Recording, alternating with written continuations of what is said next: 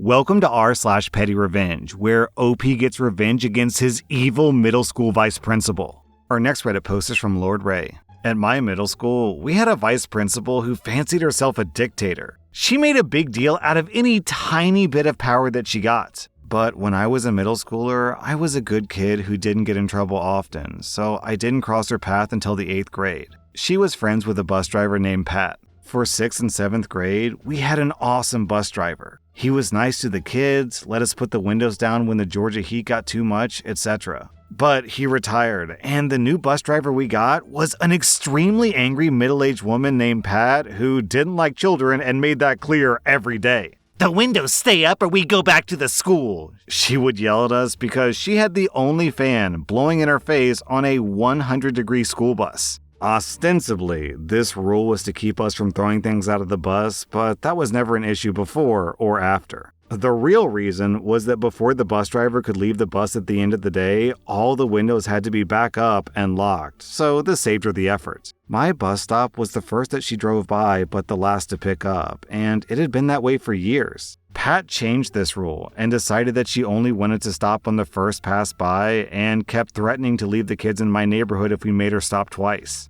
I first got on Vice Principal Karen's radar because Pat left me on the side of a very busy road one morning. She could have stopped, but she wagged her finger at me as she drove away and left me. I flipped off the kids laughing at me out the back window, but the bus driver Pat thought that I was flipping her off. I didn't get suspended because she left me with no way to get to school on the side of an extremely busy road, and my mom threatened to sue if it happened again.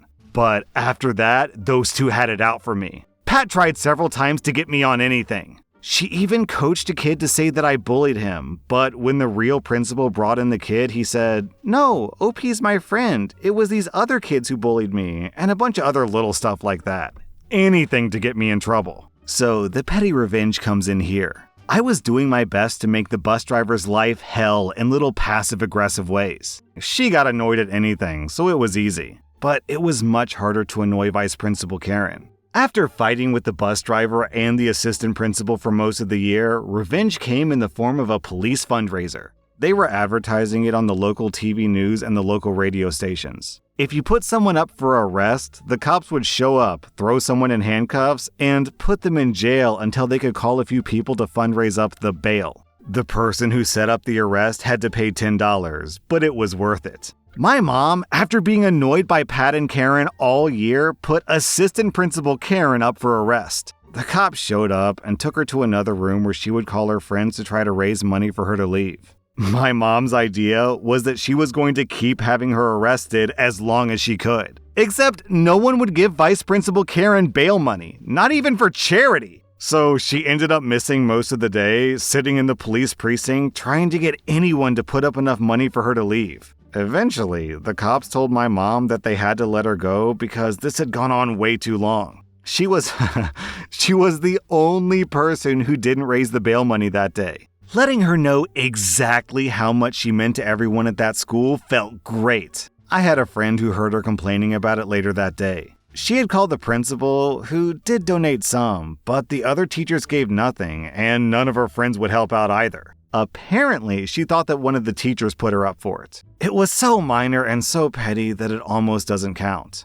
But when I left the school at the end of the year, my mom went up to her and asked, "How was jail?" before we walked away for the last time. Our next Reddit post is from Hovis Mavis. I was on holiday with my 14-year-old son, and we were watching football in a bar in the evening. I don't really drink, but I do enjoy a cocktail while I'm on holiday. The server came by and asked if we wanted drinks. I asked for a pina colada, and she kinda scoffed and then laughed at the order, said okay, and then walked off to make it. This annoyed me a little. I'm just a grown man who wants to drink a tasty cocktail. What's wrong with that? When she brought back the drink, I got my petty revenge. As she was placing the drink on the table, I said, "My mom loved these, God rest her. I always have one on the anniversary of her death to remember her." The server looked horrified and tried to shuffle off quickly, so I asked her for a cocktail stir so that she had to come back again. When she came back, I took a sip from the straw, kissed my hand, and pointed to the sky, trying to look sad. She was so visibly uncomfortable, I had to stifle my own laughs. She noticeably avoided our table multiple times after this. Opie, no shame, man. My drink of choice is hard cider, which is basically adult apple juice. And since that's one of the most non-manly, childlike drinks imaginable, I just say, screw it, man. If someone's gonna judge you for their drink, okay, fine, whatever. Just live your life and don't worry about it. Our next Reddit post is from Agreeable Key.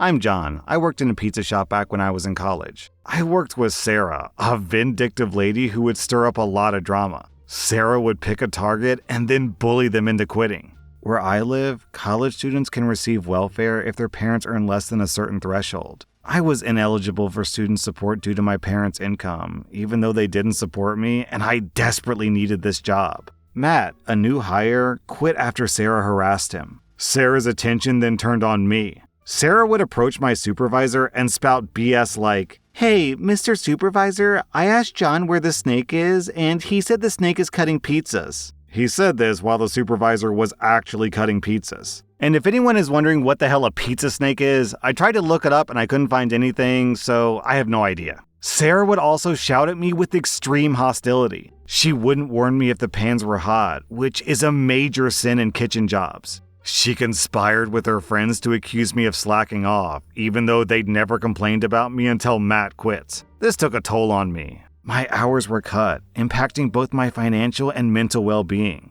I even considered dropping out of college because I was struggling to afford rent. Sarah was illegally claiming student welfare despite being employed by the pizza shop. You can only claim welfare if you're unemployed. Sarah, in the first year of her law degree, was also aspiring to become a lawyer. Now, the thing about being a lawyer is that you need to be admitted to the bar to begin practicing. The law industry is very strict. Even something as minor as plagiarizing an essay in college would make one permanently ineligible to become a lawyer. Frankly, Sarah was stupid for defrauding the government. There's a way to make anonymous complaints for welfare fraud. Most of the time, the welfare department never follows up. Occasionally, however, they'll send officials to investigate. This was one of the few times they followed up.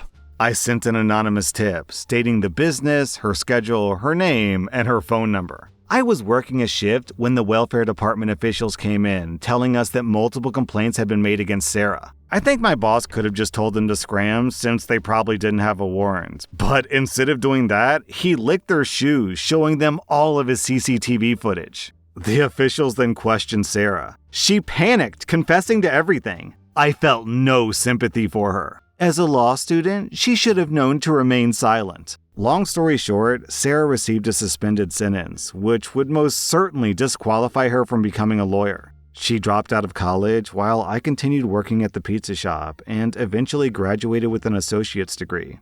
I have an alright job now.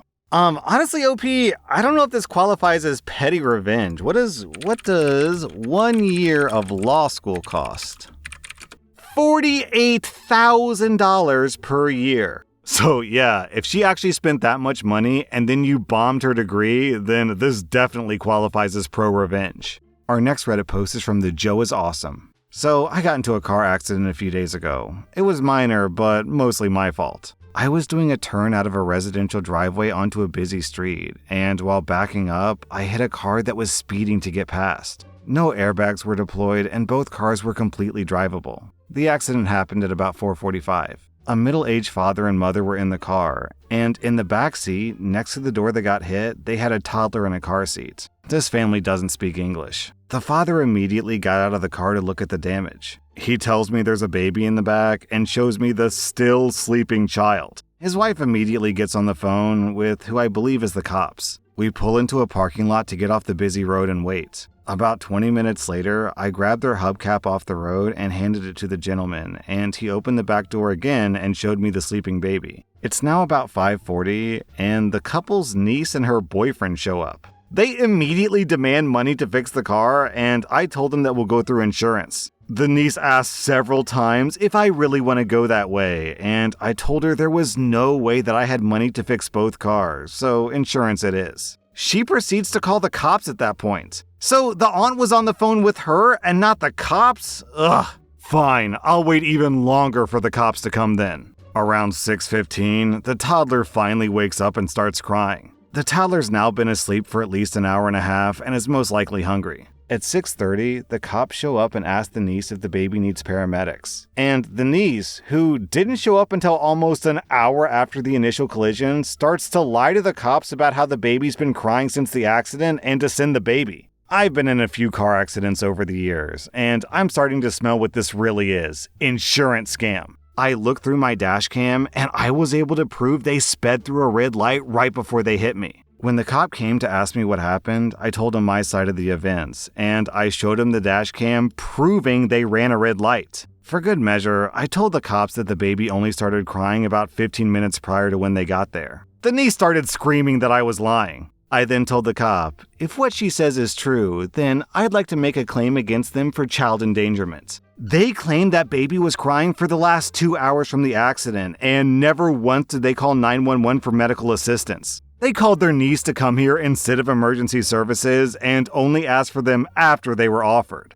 Also, the car seat for their baby isn't center mounted, as is required by state law. At this point, the niece is calling me every name in the book, like she just found out I cheated on her on Jerry Springer. I then calmly tell the officer that my dash cam was running the entire time we were stopped, and I have it on record when the child woke up. The officer looked at her and said, "Ma'am, it's a crime to lie on a police report. Was the baby crying since the accident?" All of a sudden, she now had to check with her aunt and uncle to find out. She withdrew her claim, and the officer tossed out her witness statement because she wasn't an actual witness to anything. Hopefully, no more BS comes from this.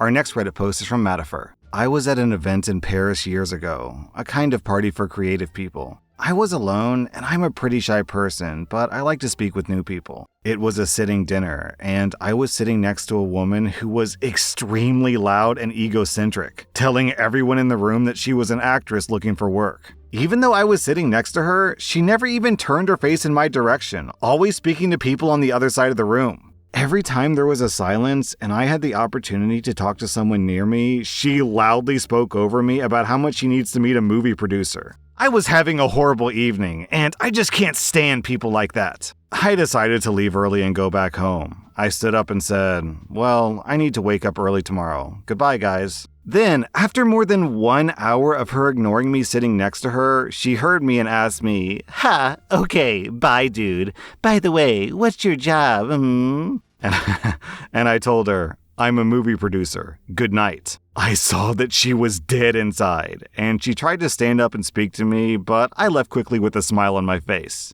That was rSlash, and if you like this content, check out my podcast where I publish the exact same episodes. Also, hit that subscribe button because I put out new Reddit videos every single day.